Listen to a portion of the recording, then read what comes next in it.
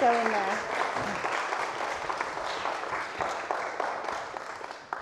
Good morning. Thank you for that nice cheering rounds of applause. It's always comforting to be acknowledged. Well, welcome everybody. I am going to introduce you to our fabulous panelists in just a second. Welcome to RSA House as well. It's always amazing to be here. And to those joining us from Osaka and around the world, good evening, which, wow, feels so weird to say that. My name's Lucy Siegel. I am a journalist and broadcaster, and I've specialised in climate and nature stories since about 1784, so quite a long time. Almost feel like I outdate this building. I have investigated a lot of supply chains, talked to a lot of great eco-designers, tried to predict the future rather fruitlessly, and it's always such an amazing pleasure to hear what the future's actually going to look like and to meet activists, campaigners, designers, and people who are redesigning everything from the energy economy through to ridding our reliance on plastics. So I'm constantly in awe these days of the next generation. So it's my pleasure today to chair today's discussion on one of the defining environmental challenges of our age, regeneration. And maybe I should call it one of the defining opportunities as well. So today we explore actionable pathways to restore rather than simply sustain, from youth-led movements tackling plastic pollution to systemic circular solutions in our cities, to regenerative approaches in design and governance. And our speakers are going to uncover how these layers connect to build a resilient, renewed environment. So I am joined by Amy Meek, Tessa DeVries down at the end, and Jesus Orefunmi Ole Oye, who is known mostly as Shure. So yeah, welcome to you all. Thank you. As you know, we're also joined by our co-panel in Japan. So I am delighted to open the conversation up and hand over to our co-chair, Carolyn Davidson, UK Commissioner General for Expo 2025. I'm wearing the pin. Over to you in Osaka, Carolyn.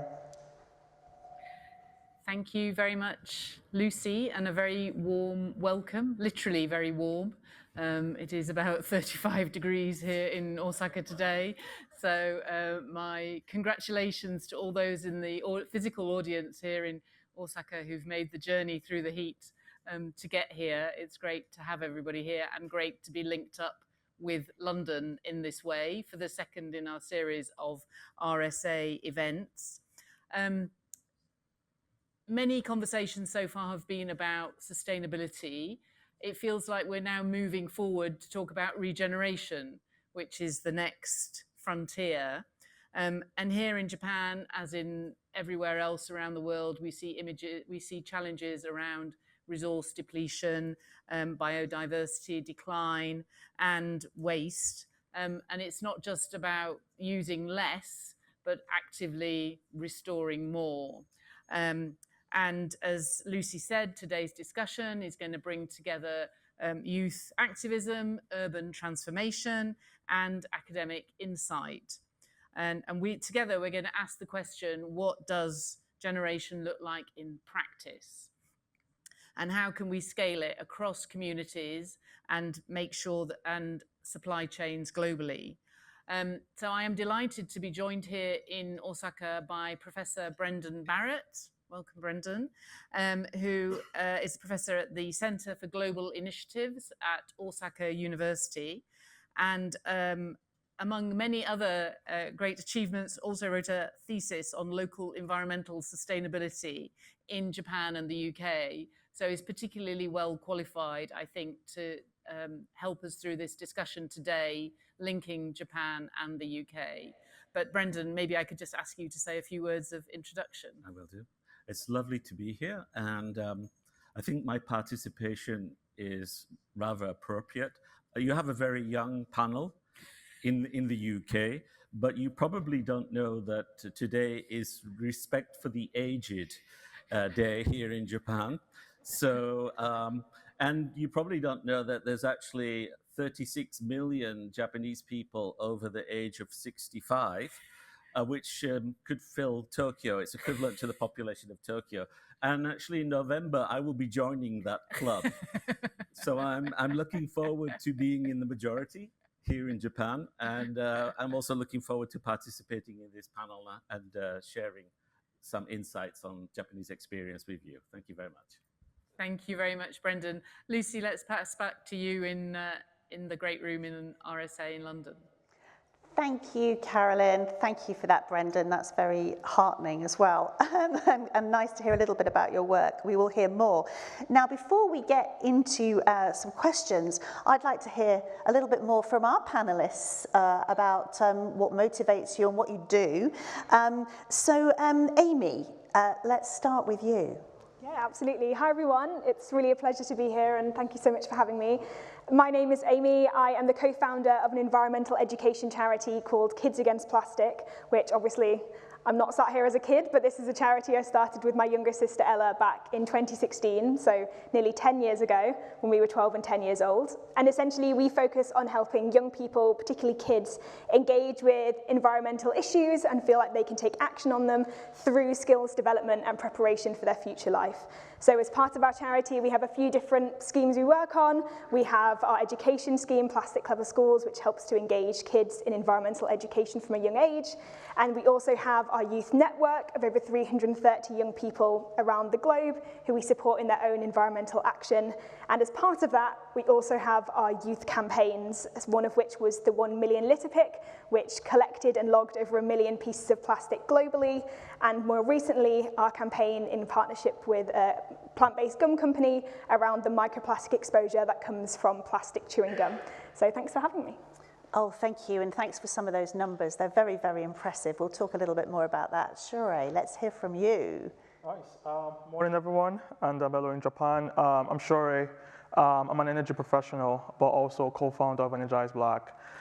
We launched Energize Black last year because we saw that Black talents in the energy industry were the least represented, and we wanted to do something about it.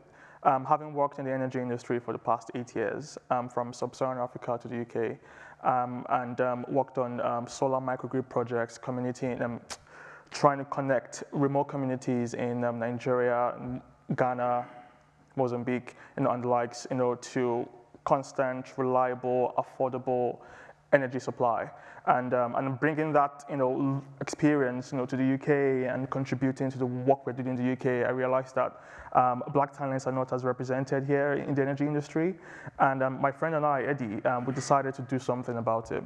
And so we launched February last year, and we've grown to over 600 members in about 18 months of operating. And what we're doing, we're basically trying to connect people together, trying to learn together, grow together, and continue to support the growth and innovation happening in this exciting industry.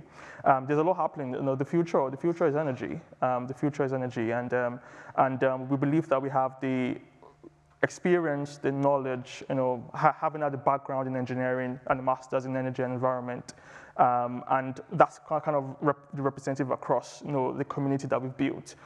People who are doing excellent work in the industry, and so we want to create more pathways for more people to be represented in the industry, and also create a forum where people are mentored, people are having access to jobs, and more people are inspired to start businesses and to start initiatives that drive the global climate agenda as well. So I'm super excited to contribute some of the things we've done so far.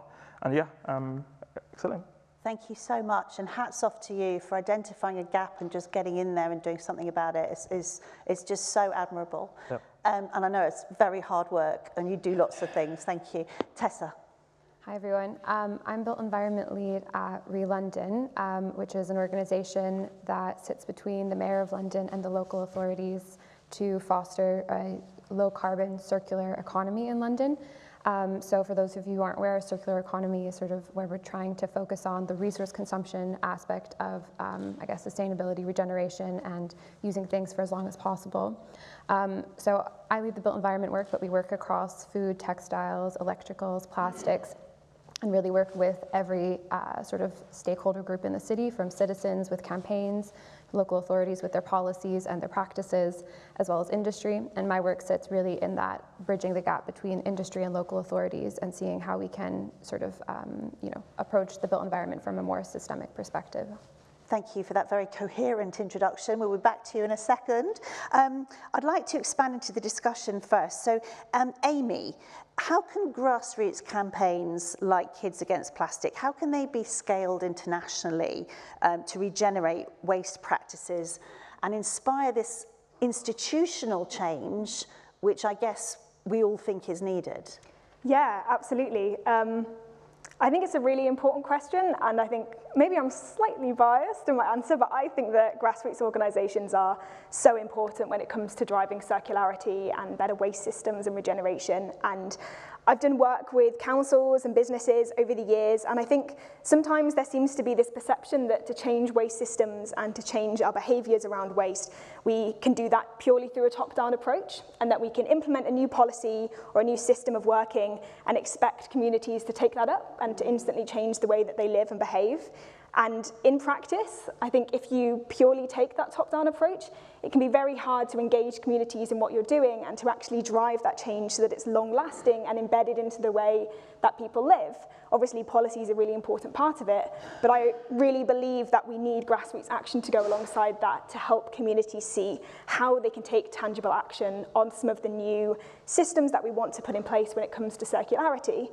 And I think that community, local-focused action really lends itself well to international expansion. I think we've seen that through our charity. When we started, we never imagined we'd go further than our small local area and the local people that we worked with.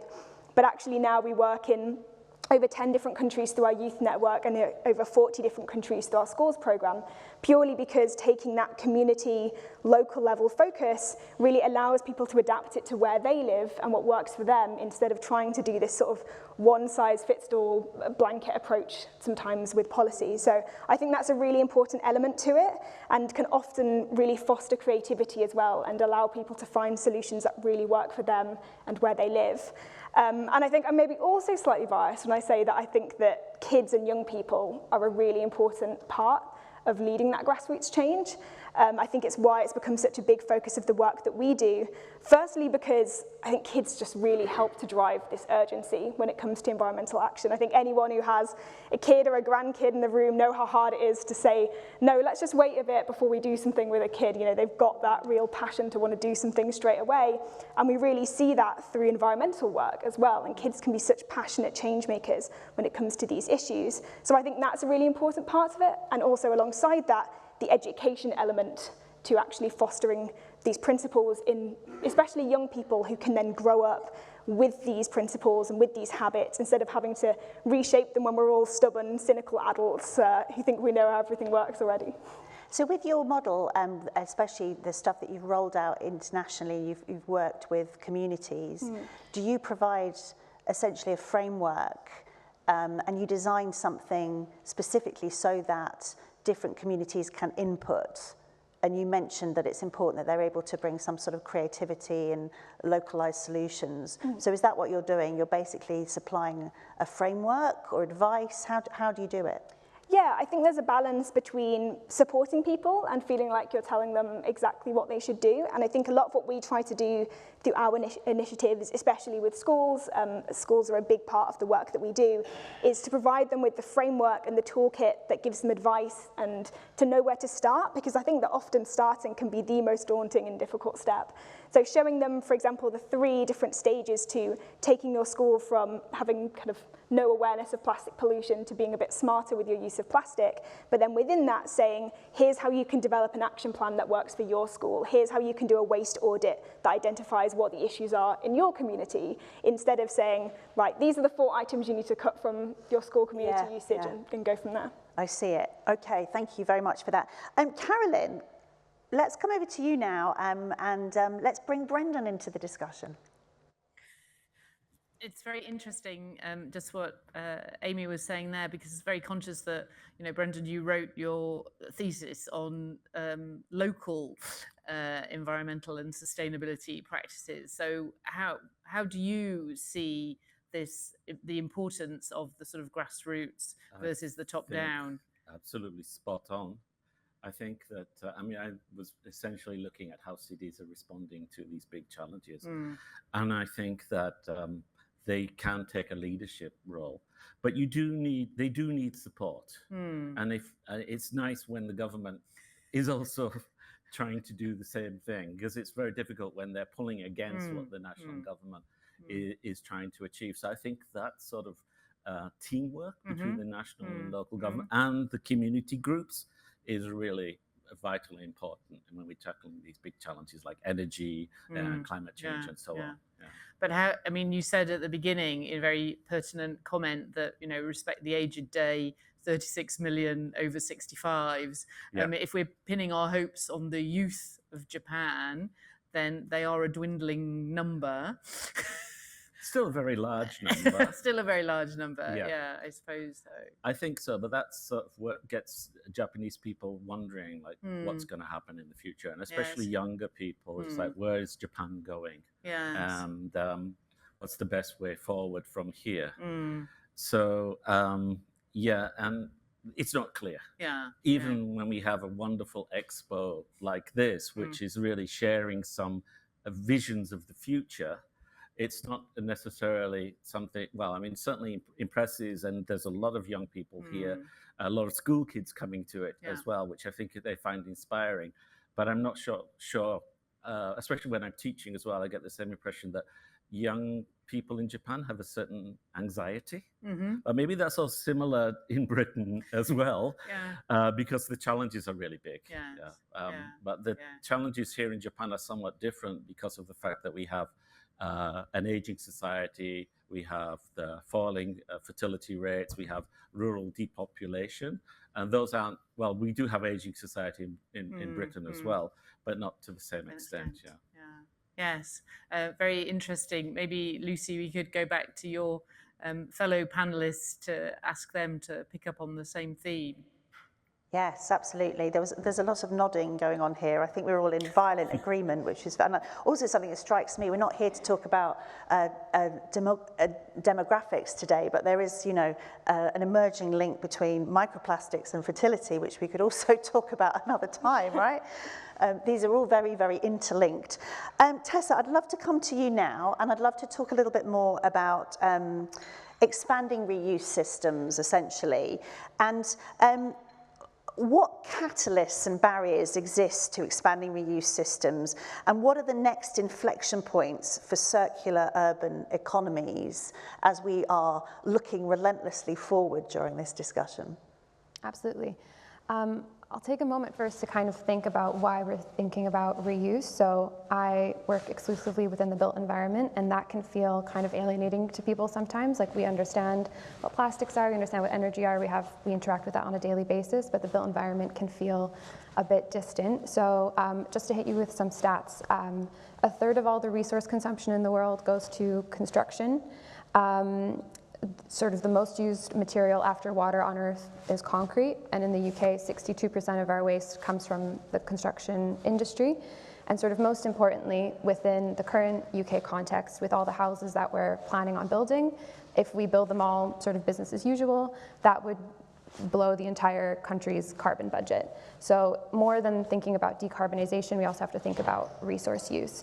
So the good news is we've seen a lot of momentum in this space. So circularity is about retaining the buildings we have, you know, designing for the future, but there's this big bit in the middle about reusing the materials that we do have in different ways. So we've seen a lot of momentum in terms of the network side of things, the digital platforms, and it started off maybe people thinking about reuse more like we need eBay for all materials, but now there's a lot of great companies setting up more like the relational supply chain aspects of it. And we've also seen a lot of momentum on the physical side. Obviously, we think reusing materials, there needs to be some kind of storage potentially, but we can really expand that beyond like static ideas of storage. And we've seen a lot of local authorities step in with some space and really embed co-benefits as to small businesses that can deal with materials, or sort of giving them additional community benefits. So a lot of momentum, I would say, more catalysts than barriers. But I'd say on the barrier side, it's maybe more on sort of the financial side and how we're not really incentivizing this kind of behavior, or rather not pricing in the cost of not doing it. I'm really fascinated by this idea of this, these relationships between different parts of construction industry, and the fact that there might be materials that you know, from overstock to surplus to waste that could be reappropriated somewhere else. My background has very largely been in fashion and textiles. In fact, it's 10 years since the documentary that I worked on, The True Cost, came out, which was also did very well in Japan. So maybe there's a few people there who saw it. But we really developed, or were able to develop that conversation about overstock in the fashion industry and using waste materials. Is that a conversation that is kind of live and happening around reuse now in construction, do you think? Absolutely. I feel like, again, if you're maybe sitting outside of it, and even for some people within the construction sector, it can feel like a bit of a fairy tale.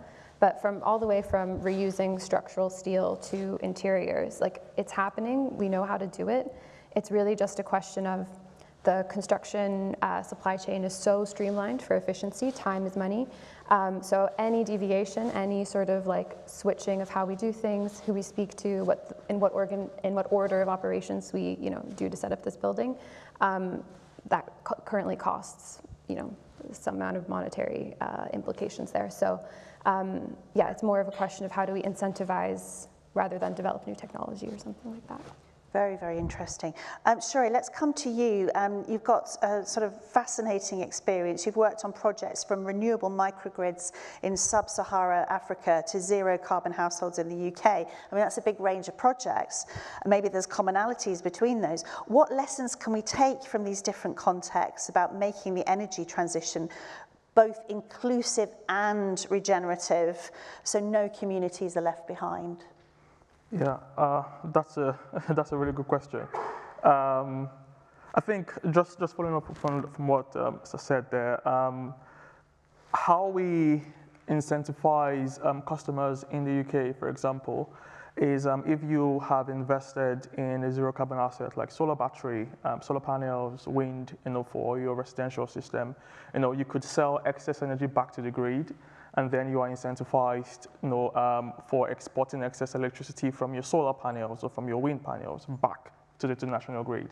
And so that's a very, very exciting way that the government has sort of set up for energy suppliers who supply more than 150K customers in the UK. So customers are incentivized to export excess electricity back to the grid. And that's from the UK context, and some good work we are doing there already. But bringing in from sub-Saharan Africa, you have the sub-Saharan Africa who are most impacted by the impacts of climate change, but receive the least form of investment in mitigating some of the challenges we find.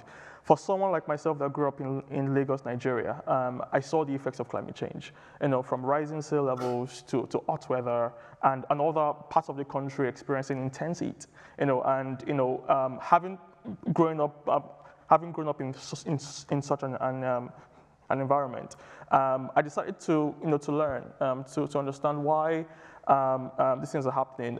Nigeria also is also impacted from huge environmental waste, particularly with the majority of our generation coming from oil and gas as well.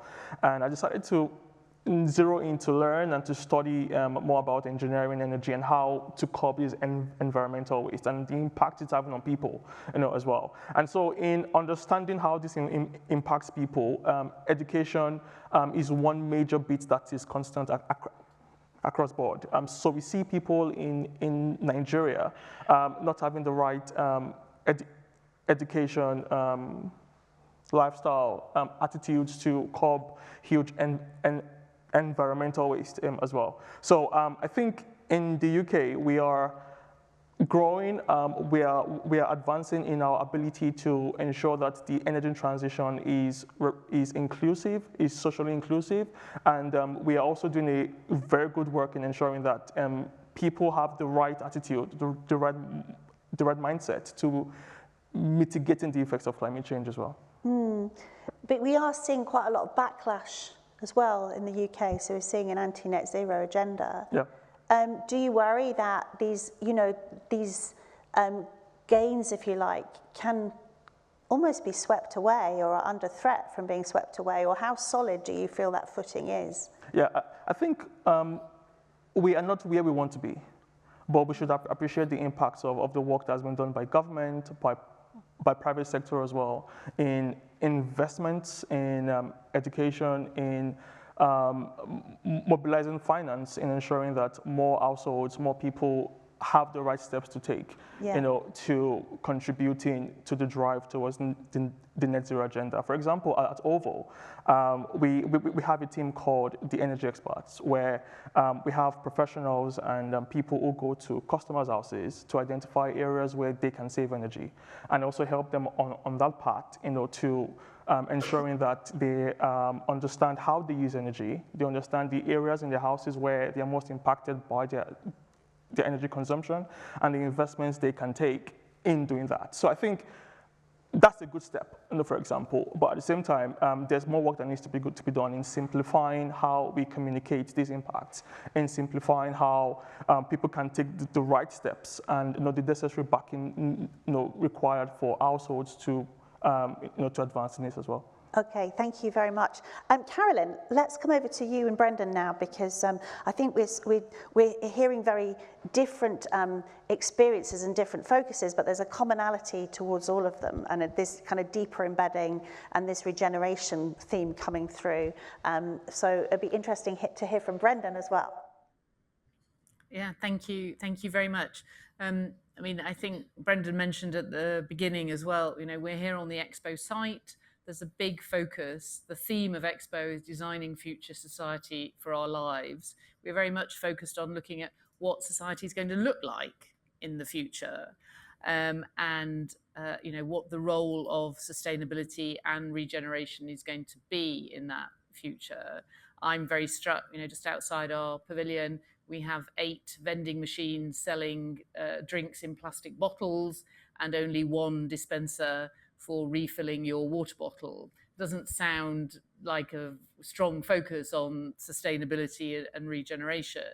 So I suppose the question to you, Brendan, is at what stage is Japan in this journey, and how do you see, what does the future hold for sustainability here in Japan? That's a big question. I'll try my best to answer it. I think, firstly, I'd like to say just from the last speakers, connected to the last speaker's presentation, I think one issue is that the notion of net zero 2050 perhaps doesn't resonate with people. It's very difficult to imagine what 2050 is going to be like in that context. So I think it's really important to have a vision of what society will be like. And I think it's also useful to look backwards in order to look to the future. And in that context, I want to share with you an interesting book that will really, I think, connect to the Japanese audience. I'm not sure whether it will connect to the London audience because they might not know what it's about, but it's basically, the title is 2050 is the Edo era. Now, for the audience in London, Edo is the period from 1600 to 1850. So it's a 250-year period of stability. And what the argument in this book is that Japanese people want to go back to that particular period. And actually what the author suggests is they sort of de-industrialize, Japan de-industrialize, and people move back to rural areas. And when you think about that, that sorts out a lot of problems of declining rural areas. And it also, there's some downsides though, if you think about it, because it was a very hierarchical society and you were limited in what you could do. But for instance, if you were a peasant, then you just had to farm. Even merchants had to know their place, and the samurai were in charge of everything. But it could be that Japan goes back to the Edo era, the Tokyo era, but with technology. And that, you have robots and your grandma is talking to the doctor online and so on and so forth. And it could be a very wonderful lifestyle. So it's an interesting vision that connects that. And I also think that this idea of regeneration is not new for Japanese society. And maybe many people don't know, but at the beginning of the Edo period in 1600, Japan faced almost collapse. It was like an ecological crisis. There was a lot of deforestation, there was pollution and so on. And there was also a problem of feeding the population. And they sorted it out. There was this amazing, through government directives, through technological innovation, and they started to get to the stage where they were regenerating the forests, and they were able to feed the entire population. So there were 30 million Japanese people at that time, and then for 250 years, they had almost a sustainable society. It's something we'd like to end up finding in the near future in different parts of the world. And what's interesting is that at that time, Edo was the biggest city in the world. It had a population of 1 million, but the rivers in the city were crystal clear. And they had a recirculatory system going on for human waste. And of course, as you know, at that time also Japan was closed. So it was almost a closed resource system.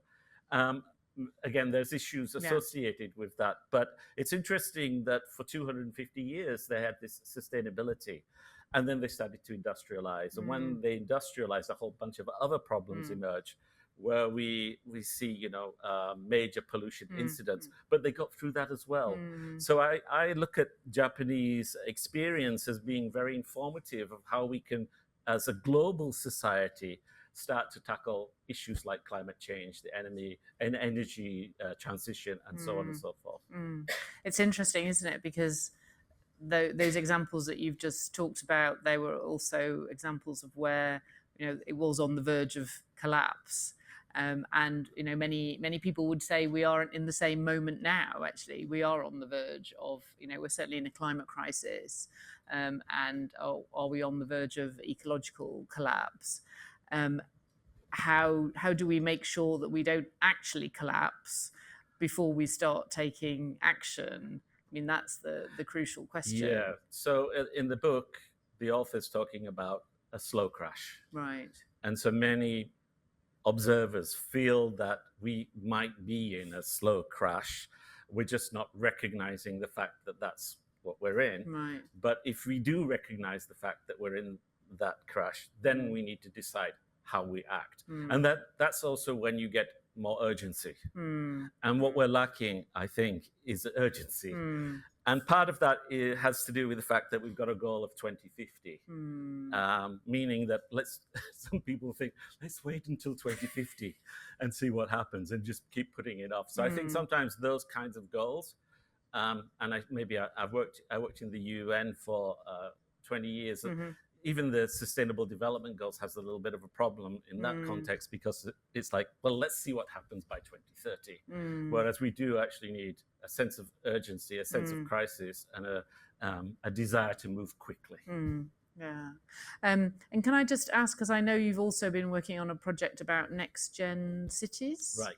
I mean, that sounds very relevant to what we're talking about. I mean, you're just talking about, rural depopulation, but the trend is very much for people to be moving to the cities, rather than moving back to the country. I mean, can you say a little bit more about your work on next-gen cities? The panel in London is inspiring. Yeah. Because we do, me and the co-producers of this documentary, we are really looking for stories of Gen Z and millennials who are not just sitting back, but are engaging on these issues and doing something. And what we need to do is share their stories more widely, so that others know and follow that example. So it's really looking to create a sort of multiplier effect for all those wonderful things that are going on. And as we've heard from the 3 panelists in London, the great work that they're doing. More people need to know about it. It sounds like an excellent moment to pass back to you in London, Lucy. Yes, we've got some stories for you here for sure, Brendan. Thank you very much for that and that incredible perspective, which seemed to encompass 250 years. I'm going to get some reflections from the panel in a second, but I'm just asking the audience here in London if you could get your thinking caps on for questions, because we're coming to you next. So there was a lot of nodding going on here when Brendan was talking, and I just thought, as a sort of millennial Gen Z representative, sorry, I hate doing this, but at the same time it makes sense, whether you had any reflections on what Brendan was saying. Yeah, I absolutely agree, especially around the 2050 point, because to go back to working with kids, a lot of the young people we work with through our charity are, you know, below the age of 12 years old. You know, we're working with kids, and if you say to a kid, you know, we're looking at a 2050 target here, they go, oh my God, I'm going to be middle-aged by then, which to a kid is like the most terrifying thing ever, right? Terrifying. Like it's a long, it's a long time. And if we think about that in terms of climate goals, at the same time we have the IPCC saying that we need to have done urgent action on climate change by 2030, or we're going to have missed our shot. So there's kind of this mismatch here between what science is saying and what our ambition is dictating. And I think within that, we have this issue where we have these political cycles where climate change is kind of just battered back and forwards as this political tool. And instead of seeing kind of cross-party, cross-politics collaboration and agreement on this, we're seeing it used as a bargaining chip almost, or something that's used to gain votes within the political system. And I think until we start to address that issue, it's going to be very hard to drive any ambition until we get close, as Brendan was saying, to 2050, because otherwise it's the person who's got the last 5 years before that deadline who goes, oh, hang about, this is now down to me to do something about this. Yeah, absolutely. Sheree? Yeah, I absolutely agree as well. Rather than talking about 2050, for example, for me, I'm sort of a short to medium term goal. What can we do today? What can we do in the next 5 years? And how can we support people? How can we educate people with the right mindset, with the right ways to change the mindset basically to a more sustainable lifestyle. For example, in Nigeria, there was a project we did, a 120 kilowatt peak project to support about 5,000 people access to affordable electricity. And one thing we did was to, first of all, understand the demands as well, to understand how they want to use energy, the presence of schools, the presence of health centers, and how can we upgrade the entire community, to a point where people have affordable healthcare, access to healthcare, access to security through electricity, as well, and then understanding what is required in those small spaces, and then designing a system, designing a solution that meets their specific challenge, and bringing that, experience in sub-Saharan Africa to the UK, is like I said before, is understanding what do people need to do to take the step to zero carbon, and we go into homes, we talk to people, we engage them, we educate them about the options available for them to take the next step and to take the next action, that supports the entire country to zero carbon as well, and then also and I think these are two things that we could do to really understand where people are sat, and then bring in the right level of investment, education, access to the right information they can use to journey towards zero carbon as well. You know what, I think it's so important. One of the things I've learned over many years is the people that go into homes and have conversations with people on their doorstep or across their threshold in their homes are the people that win. And I've seen that again and again and again. And if you put that in a UK context, one of the most trusted constituency in the whole energy debate are gas engineers. Yep. And that is because they've got years and years of going into people's homes and talking to them. So I think that's a really, really important thing to do. And, I think maybe sustainability as a movement in the past maybe hasn't always done that enough and meet people where they are. Tess, I'm going to come to you. Yeah, thanks. I wrote down sort of while I was listening to sort of the initial answer about are we on the verge of collapse? I think it's just parts of the world are collapsed already, just to say that it's not distributed equally around the world. We're not going to hit this point where we all feel it. It's like some people have already lost everything, and we're just sort of in this lucky part where we don't feel it as viscerally maybe, but who knows when that can change. And I like we're talking about sort of the relevance of some of these big political targets to sort of the general population. And I would say part of it is it's sort of not on a, you know, an average person on the street to sort of make every right decision, right? There's a certain level of governance here that has to be considered. Yeah, it just doesn't really resonate with, on an individual level, that kind of big target, and that makes sense. People are much more concerned about affordability, community building, and it's sort of on us to, you know, to some degree, make sure some of these decisions aren't on the individual and actually like are embedded in the system as well. We don't have to sort of battle like, how can we make sure everyone understands net zero?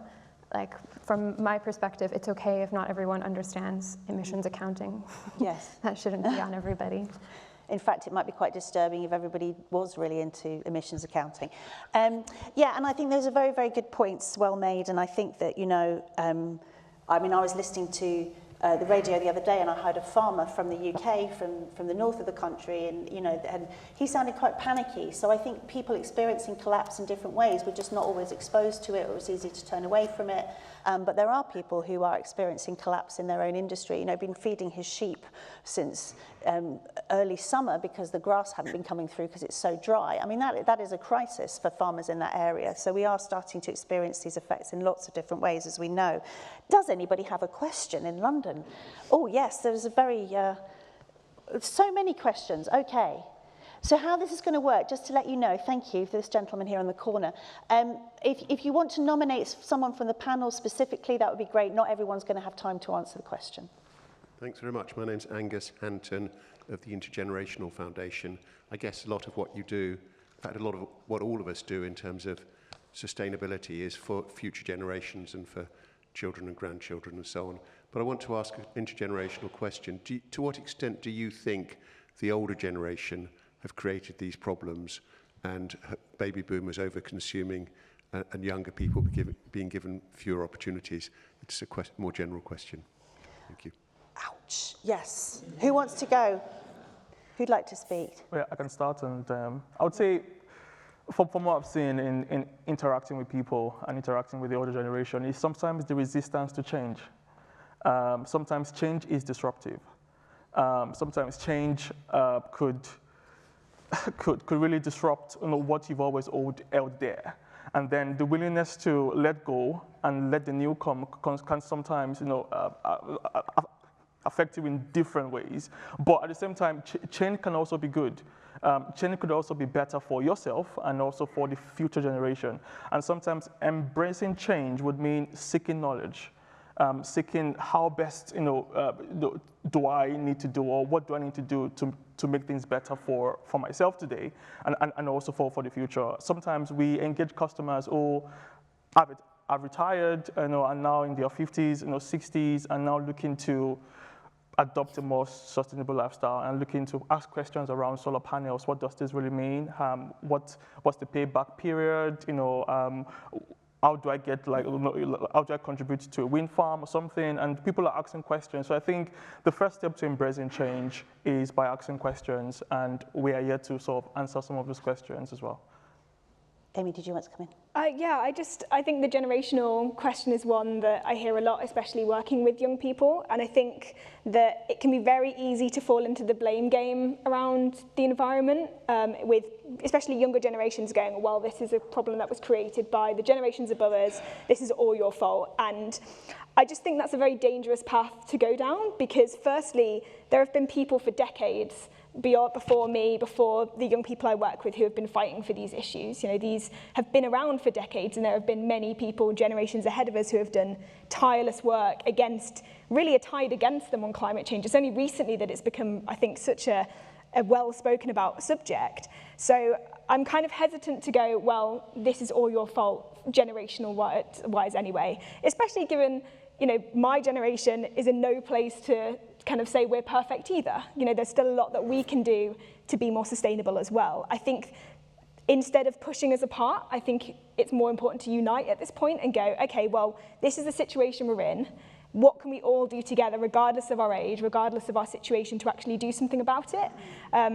I think there are certainly people who are more to blame for climate change. There are certainly businesses, there are certainly industries that have done a lot more damage to this issue. But I think drawing the generational divide does more harm than good, in my perspective anyway. Having said we're not going to have everyone answer, we are. Tessa. Yeah, I just don't know if that's the most, for a very pragmatic approach, I don't know if that's the most helpful framing for things either. Yeah, it sort of, I think, again, focuses on an individual versus generations before. If I think about my family, these people didn't really have a choice either as to how they made their money or what they chose to do. So it's more just how do we make sure everyone's on side now. Yeah, like you said, industries and companies who knew what they were doing was harmful are much more to blame than sort of a generational approach to it. Thank you for the question, Angus. Thank you. We're going to cross over now to Osaka, and we're going to take a question there, I think, Carolyn. Yeah, can I ask if you've got any questions? Oh, sorry, Brendan, please. Yeah, could I just come back on that question? Because it's interesting, I teach a class on climate change, and at the beginning of the class, I poll the students. And there is a big survey that was undertaken in 2021 of 10,000 young people about how they feel about the future and whether they feel that people have failed the planet. I don't know if you've come across that, but basically the response from the survey was 83% of those young people felt that people had failed the planet. When I survey the students in my class, it was 76% felt. And the interesting thing is that after they've taken the course at the end of the semester, that number goes down significantly. So that does show that knowledge and understanding of the issues is really important. And then one final thing I'd like to say is, I think it would be really good if politicians retired at 65. I mean, I just feel that that would be a major improvement if we implemented that policy across the world. Interesting thought. Can I open the floor to questions here in Osaka? Is anybody going to be brave enough to put their hand up? If not, it sounds like there are lots of questions back in London. Oh, please, gentleman in the corner. Thanks very much. Andy Pike from Newcastle University. So I'm a bit of a North East England interloper at this event. This is all very interesting and very optimistic and hopeful even, which is a very good word that we need at these times. I wonder if the panelists here and at the other end have got some reflections on why have the populists been so successful in making climate change such a divisive, not uniting issue as was described in London, and turning it into something that people consider as unaffordable and the cause of a cost of living crisis that we're experiencing in the UK. I'm not sure how these parallels run across into the Japanese debates, but it puzzles me how they've been able to do this. I think that's been a failing of the environmental movement, to be honest, in that it's often presented as having to sacrifice in order to sacrifice lifestyle, not fly, not drive a car, or not drive an SUV, and so on. It's often presented in that way. And of course, the reaction, it's very easy to say, you can't tell me what to do. Those are my freedoms. And I think it ties into this lack of a vision of a future where we're all doing okay. And if it was presented in, it also has to compete with other major challenges like the cost of living, housing affordability, and so on and so forth. And in that context, it's easy for it to become a much lower priority for people. So I think that clever politicians recognize that there's an audience for the anti net zero, anti 15-minute city, and so on and so forth, and they just use that to gain political support. Yeah, there certainly seems to be a sense that it's much easier to be against something than it is. It is always easier to take down than it is to build up. Right. And to create that vision, which then unites and drives people forward, thinking that, but I defer to panelists in London for their perspective as well. And this ties into a question that we've got as well over YouTube. Do the panel have insights on engaging or influencing right-wing populist movements on sustainability issues, which is maybe the flip side of this? And of course, we have recently had Zach Polanski in the UK, who's the Green Party's first Green populist leader. So we'll see how that goes. Amy, do you have any perspective? Yeah, I think it's a very difficult question to answer. I think firstly we need to acknowledge that this isn't accidental. I think there's been a very concentrated effort, especially from the industries with a lot of money and a lot at stake when it comes to climate change, in putting money into especially right-wing movements which spread climate denialism and which push against ambition on climate change. I think firstly we need to acknowledge that this isn't something that's just come about accidentally. I think that's a really important point. And I think kind of associated to that, there's been a big rise in discussion recently about kind of imperfect environmentalism, because kind of to go back to what Tessa was saying about this individual role in things, I think people can be quite scared about climate change, but I think they can also be quite scared about what to do about it because they don't want to do something wrong. And I think this kind of comes back to with like the carbon footprint and the fact that that was created by BP back in the 70s. People feel very responsible for climate change because a lot of the time it's put on the individual. And I think for a lot of people in the UK, that can come across as a criticism as opposed to an encouragement from my perspective. And I think that a lot of people aren't in a situation where they feel like they can do a lot about this. There's a lot of concern, especially among my generation, around the job market and how difficult it is to get from education into work, into employment, into kind of earning. There's a lot of concern about the cost of living crisis, about so many of these other issues that we're facing at the moment, that when people are already having a hard time and then they feel like someone's going, you're not doing enough, it's very easy to then turn to being anti that, as opposed to sort of finding the small ways to start getting involved and feel like you can make a difference. So yeah. I think that from my perspective anyway, I think that's kind of what's fed into a lot of this. Yes, and I think the media has to be culpable here. I mean, Carolyn just mentioned that that the sort of propensity to do a downbeat story or attack something, that makes good headlines, and it's a sort of traditional way that certainly legacy media has worked. We've just seen a big paper come out from Cardiff University that looks at overrepresentation of a small number of populist MPs. And, this happens in environment, I think, as well. This morning, I listened to the radio for about 20 minutes. I heard 2 to 3 stories which were really saying that environmental legislation was pushing up prices, and I didn't hear anything about any other environmental stories. And as we know, it's a very big space. We're going to take another question. Was there a lady here that had a question from the original round? Yes, sorry. Is it still something you want to ask? I think so, but it's not an easy question. Hi, this I don't is think Jenny any of them are. Wardle, Change Forum Limited. I'm a change catalyst and bridge builder. The issue has been mentioned that the issue is with power, those in power. What insights, ideas do the panelists have to shift that power for us, man in the street, to be able to do that? Yeah, how do we shift the power base? Sorry, that's a nice little easy question for you. UK, Keir Starmer, people doubtful politics coming up again, second round, 2 or 3 years with this government. Yes. They're not going to concentrate on this, are they? I think we need to talk more generally. I don't want you to talk about shifting Keir Starmer. I want you to talk more generally. That's an area I wouldn't dabble in, more policy. Yeah. But in terms of general insights to the industry, we are heavily reliant on gas, and because gas is cheap, gas is affordable.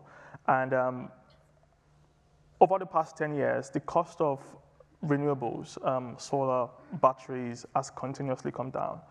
And there's a bit of work being done to incentivize the populace about, adopting these technologies as well. So I think there's more work needs to be done with government and with private sector to encourage, the adoption of technologies to be rolled out at scale as well. Because when the economies of scale sort of turn and come down, some of these products and assets will be more affordable for households to hold, and they can contribute their path to the net zero agenda. Also, financial institutions also need to play their role as well in providing more interest rates, at affordable rates as well. Because if, for example, as a developer, I want to build a massive farm or something, and the interest rates are killing, that's going to affect, the cost, to you as a final consumer as well, or a final customer. So I think there's a role that needs to be played across everyone in terms of education, in terms of policy that favors the adoption of these technologies as well. And one thing Keir Starmer has actually really done with his government is to increase the target of solar panels in the UK from 50 gigawatts to 70 gigawatts by 2030. So there's a lot of work being done by government as well as private sector in terms of innovation, research, development work to foster the adoption of these technologies across board as well. So it will take a bit of work, to be done, for the price of electricity from green tech, to be equal to gas. But we are getting there. The curve is coming down, and as much as these products are more affordable to customers, I'm sure we will be able to green the grid, basically. Thank you very much. Thank you for the question.